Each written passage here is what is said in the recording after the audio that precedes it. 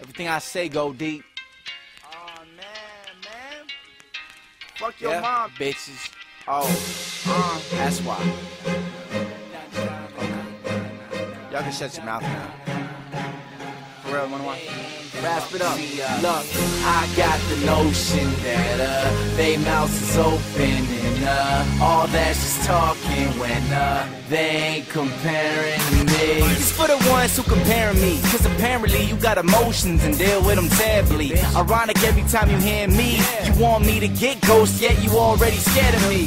I ain't tripping, no hate's expected. Before the hate, there was more important shit. Hectic, style neglected, called too eccentric. They invited me to fail and I refused to accept it.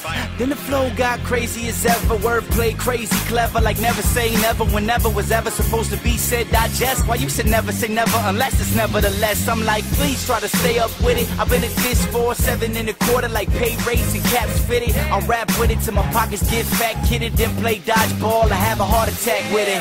I got the notion that they mouths is open and all that's just talking when they ain't comparing to me. They ain't comparing to me. They ain't comparing to me. Take a closer look.